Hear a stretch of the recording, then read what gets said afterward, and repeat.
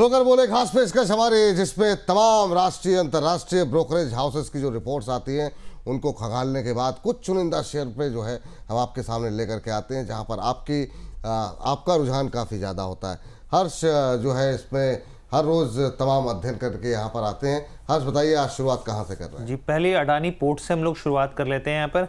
और अडानी पोर्ट्स की अगर हम लोग बात करें तो यहाँ पर इन्वेस्टेक की रिपोर्ट आई है, खरीदारी की सलाह दी और 1715 रुपये प्रति शेयर के भाव का उन्होंने लक्ष्य दिया है। इनको जो वैल्यूएशन है EBITDA to enterprises value to EBITDA काफ़ी पसंद आ रहे हैं यहाँ पर। इसके साथ ही कह रहे हैं कि कंपनी का जो कर्ज है वो लगातार घट रहा है। यहाँ पर कंपनी जो है यहाँ पर मजबूत कैश फ्लो दिखा सकती है आने वाले दिनों में, और 17 पोर्ट्स के साथ 17 टर्मिनल्स को चलाती है, क्योंकि यहाँ पर जो है इंटीग्रेटेड नेटवर्क है पूरा, तो लॉजिस्टिक्स से लेकर मरीन बिजनेस जो है इनका तेज़ी से आगे बढ़ रहा है यहाँ पर। और जो एक्वायर्ड एसिड्स हैं उसमें वॉल्यूम आने वाले दिनों में और बढ़ता हुआ दिख सकता है यहाँ पे। अब पोर्ट्स के जो पूरा बिजनेस है उसको और स्केल करने की कोशिश कर रही है कंपनी। वित्त वर्ष 2025 से लेकर 30 के बीच में 15% रेवेन्यू जो है कैगर के हिसाब से, कंपाउंड एनुअल ग्रोथ रेट के हिसाब से बढ़ता हुआ दिख सकता है। चलिए, तो पहली कंपनी इस समय अदानी पोर्ट इंट्राडे हाई पर 1429 पर ट्रेड करती हुई, 1715 का टारगेट इन्वेस्टेक की तरफ से।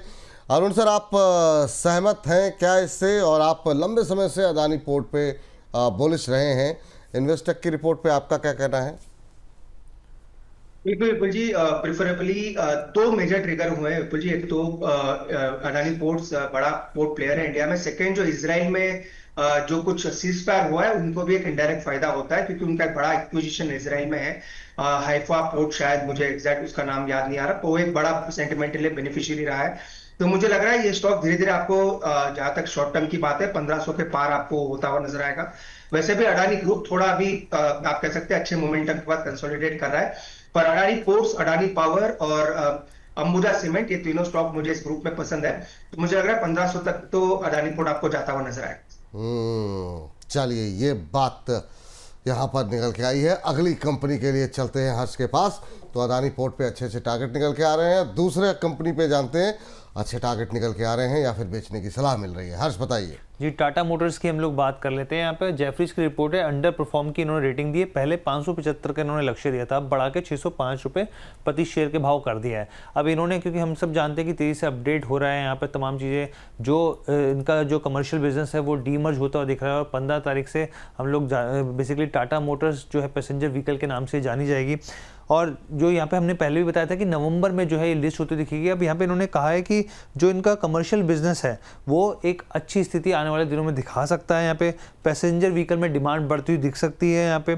इसके अलावा इन्होंने कहा लेकिन JLR को लेकर लगातार चुनौतियाँ बनी हुई है, और यहाँ पर जो है इन्वेस्को को लेकर जो अधिग्रहण किया था, हम लोगों ने बताया था अपने तमाम व्यूअर्स को, उसको लेकर भी एक इंतज़ार करना पड़ेगा कि उसका असर पॉजिटिविटी में कब तक बदलता हुआ दिख सकता है। यहाँ पे कमर्शियल व्हीकल के मार्केट शेयर की भी बात की, इन्होंने कहा 37% है, जो आगे थोड़ा बढ़ता हुआ दिखेगा। यहाँ पे ओवरऑल जो है यहाँ पर जो है इन्होंने अभी जो है टारगेट्स भले ही बढ़ा दिए, लेकिन जो रेटिंग है वो अंडर परफॉर्म की ही दी है। चलिए, तो ये बात यहाँ पर निकल के आई है। जेफरीज की राय है सर टाटा मोटर्स को लेकर के। प्रदीप सर, आपकी राय क्या रहेगी? अंडर परफॉर्म की रेटिंग दी गई है, सहमत हैं जेफरीज की रिपोर्ट से आप?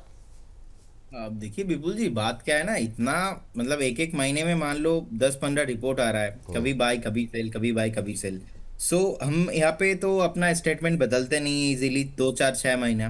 तो लास्ट 6 महीने से तो मैं टाटा मोटर्स में पॉजिटिव ही हूँ। अब पॉजिटिव हूँ इसका मतलब ये नहीं कि ये इमिडिएटली चलेगा, एक रेंज बाउंड के अंदर है।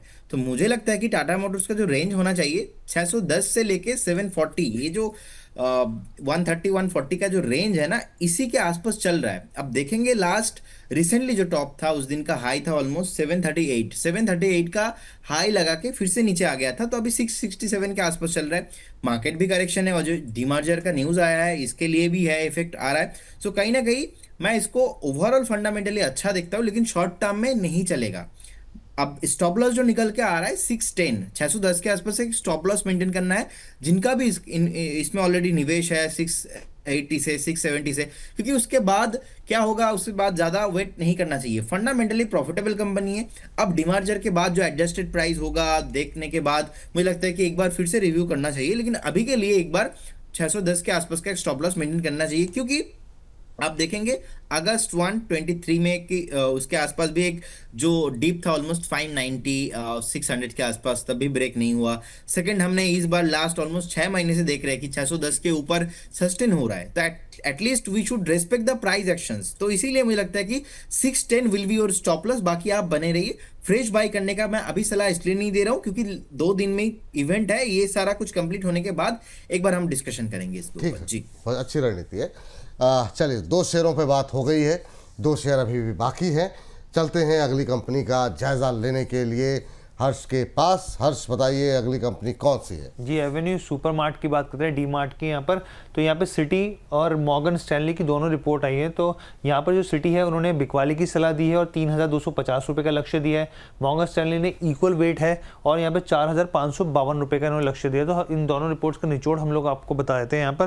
तो जो दोनों रिपोर्ट्स में कहा गया, Q2 के जो नंबर्स हैं वो मिस होते हुए दिखे, जो उम्मीद थी उसके मुताबिक नहीं रहे हैं। यहाँ पे एबिटा की बात कीजिए, प्रॉफिट आफ्टर टैक्स की बात कीजिए, यहाँ पर जो अनुमान लगाए गए थे उससे नीचे आते हुए दिखे हैं। सेम स्टोर सेल्स ग्रोथ जो है उसमें गिरावट देखने को मिली है। यहाँ पे सिटी ने कहा है 10 क्वार्टर्स में सबसे कम देखने को मिली है। यहाँ पे रेवेन्यू प्रति स्क्वायर फुट जो है वो सिर्फ 1.3% बढ़ा है, जबकि एबिटा और जो प्रॉफिट बिफोर टैक्स है प्रति स्क्वायर फुट की बात करें उसमें भी गिरावट देखने को मिली है 2 से 7% के आसपास की यहाँ पे।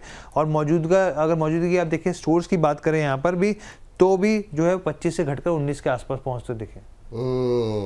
चलिए, सर आपकी टिप्पणी क्या होगी? डीमार्ट को लेकर रिजल्ट्स भी आए हैं अरुण सर, क्या करना चाहिए यहाँ पर? मिली जुली रिपोर्ट जो है यहाँ पर निकल के आ रही है। वैल्यूएशंस का हमेशा थोड़ा बहुत डिबेट रहा है स्टॉक में, पर ये स्टॉक हमेशा से आउट परफॉर्म करता रहा है। देर सवेर कुछ ना कुछ महीने कंसोलिडेट करता है, दिन वो अच्छा मूव आता है। जहां तक एंट्री की बात है बोलिए, मुझे लग रहा है ये स्टॉक आपको अगर आपको 4100 या 4000 के बीच में मिलता है तो वहां पे एडिशन करना चाहिए। एक अच्छा स्टॉक है। थोड़ा बहुत ब्लिंकिट की वजह से नेगेटिव रिपोर्ट्स काफी स्टॉक पे आते रहते हैं, पर मुझे लग रहा है 4000 4100 के बीच में मिलता है तो वहां पे बाई करना चाहिए। वो एक अच्छा एंट्री जोन स्टॉक में हो सकता है। चलिए, ठीक है, ये बात यहाँ पर निकल के आती हुई प्रांजल जी कह रहे हैं सर ब्रेकआउट इवेंट की खुशी में एक अच्छा सा ब्रेकआउट स्टॉक बता दीजिए। बताया तो सर आज को जो है 2 स्टॉक्स हो गए और कह रहे हैं मैं तो एनी हाउ अटेंड करूंगा ही। बिल्कुल अटेंड कीजिए सर, और डेली 10 बजे जुड़िए ब्रेकआउट शेयरों के लिए। आज थोड़ा मार्केट ठंडा है, जब आएगा तो खुद ही प्रदीप जी बता देंगे, अरुण जी बता देंगे। अभी से मतलब दबाव डलवा करके जो है अगर शेयर निकाले जाएंगे आपका ही नुकसान होगा, तो इसलिए जो है ऐसा मत कीजिए। लेकिन हाँ, अच्छी बात है कि आप अटेंड करने वाले इवेंट को। चलिए अगली कंपनी के लिए चलते हैं हर्ष के पास। हर्ष, लास्ट कंपनी कौन सी होगी? जी, केफिन टेक्नोलॉजीज की बात कर लेते हैं यहाँ पर, और financial service technology driven company है। यहाँ पर सिटी की रिपोर्ट है, खरीदारी की सलाह है, 1215 रुपये का इन्होंने यहाँ पे लक्ष्य दिया है प्रति शेयर के भाव से। अब इनका ये कहना है बेसिकली, अगर हम इसको देखें यहाँ पर रिपोर्ट को, तो 2 रेटिंग जो है लेवल इन्होंने ऊपर कर दिया है यहाँ पे, और साथ ही जो टारगेट्स है वो भी बड़ा है। इनका कहना है कि जिस तरीके से म्यूचुअल फंड में इन्फ्लोज मजबूत तरीके से आ रहे हैं उसका फ़ायदा कंपनी को होता हुआ दिखेगा। यहाँ पे क्लाइंट्स जो है कंपनी के इंटरनेशनल वो भी बढ़ते हुए दिख रहे हैं, और प्राइमरी मार्केट का फ़ायदा कंपनी तक पहुंचेगा। यहाँ पे इन्होंने कैंप्स से भी तुलना करी है, तो उन्होंने कहा कि केफिन उनको ज़्यादा बेहतर दिख रहा है। यहाँ पे छोटे क्लाइंट्स में हिस्सेदारी बढ़ रही है, कंपनी नए प्रोडक्ट्स लॉन्च कर रही है जिसका फ़ायदा आगे चलकर मिलेगा यहाँ पे। हालांकि इनका एक कंसर्न ज़रूर है, इनका ये कहना है कि जो प्रमोटर है 22.9% हिस्सेदारी बेचने को लेकर अभी तक इस पर क्लैरिटी नहीं है कि वो बेचेगा नहीं, लेकिन ये एक कंसर्न बना हुआ है। ये चिंताएं बनी हुई है। और ये बताएं आपको कि आखिरी के जो 2 शेयर हर्ष ने डिस्कस किए, मुझे बड़ा बाद में मिस हो गया था मुझसे दोनों शेयर डिस्कस करना, और बहुत जो है आपने अच्छा किया कि इन दोनों को शामिल कर लिया आज के ब्रोकर बोले सेगमेंट में। प्रदीप सर की बात हुआ, लास्ट काउंटर किसने डिस्कस किया था सर? अरुण सर आपने किया था? हाँ, तो प्रदीप सर आप बता दीजिए सर फिर केफिन को लेकर के क्या टिप्पणी रहेगी अभी सिटी की रिपोर्ट। लास्ट 2 महीना हो गया, 2 महीने से केफिन टेक्नोलॉजीज ऑलरेडी नहीं चल रहा है। आई बिलीव अभी थोड़ा टाइम लग सकता है, मतलब नेक्स्ट मैक्सिमम 2 से 3 महीने का मैं टारगेट लेके चल रहा हूँ। टारगेट जो निकल के आ रहा है 1358 1360 1360, उससे पहले कोई रेजिस्टेंस है ही नहीं, तो मुझे लगता है कि डेफिनेटली बने रहना चाहिए, और फ्रेश बाइंग अपॉर्चुनिटी भी इसमें है, और एक स्टॉप लॉस जो मेंटेन करना चाहिए। स्टॉप लॉस भी ज्यादा दूर नहीं है, ऑलमोस्ट रहेगा 1065 के आसपास। 1065 will be your stop loss, and बने रहिए, जिनके पास है फ्रेश बाय करके जाइए। 2 से 3 महीने का व्यू रहेगा 1358 1360।